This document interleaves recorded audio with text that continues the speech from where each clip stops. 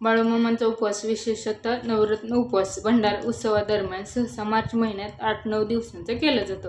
या काळात फळे, दूध आणि खारीक चहा घेऊन उपवास पाळतात. पूर्णपणे शाकाहारी राहावे लागते. मद्यपान, धूम्रपान टाळावे लागते.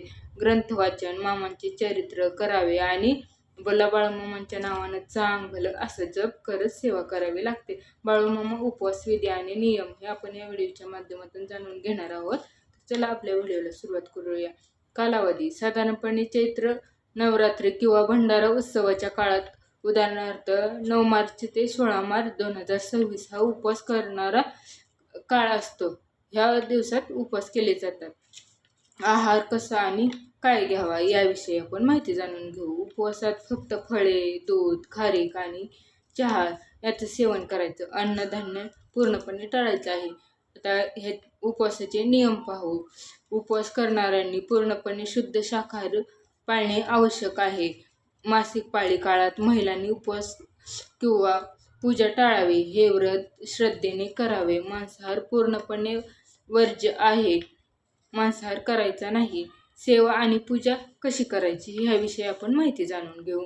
सकाळी संध्याकाळी बाळूमामांची आरती करावी. बाळूमामांचे चरित्र किंवा स्तोत्र वाचावे. बोला बाळूमामांच्या नावानं चांग भलं असा गजर करत सेवा करावी. उपवास कसा सोडावा.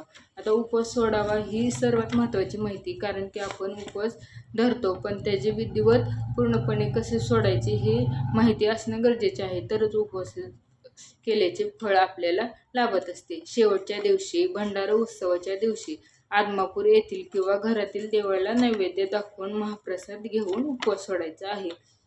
जर तुम्ही आजारी असाल किंवा शारीरिक क्षमता नसेल तर उपवास करताना काळजी घ्यावी. अधिकृत माहितीसाठी आदमापूर देवस्थानच्या सूचनांचे पालन करण्यात यावे.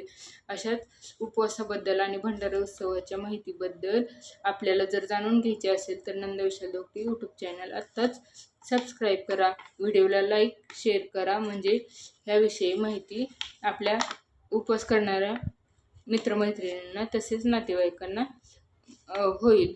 तर चला भेटूया अशाच महत्त्वपूर्ण व्हिडिओसह पुढील व्हिडिओमध्ये. तोपर्यंत सर्वांना मानाचा जय बाळूमामा. बोला बाळूमामाच्या नावानं चांग भलं.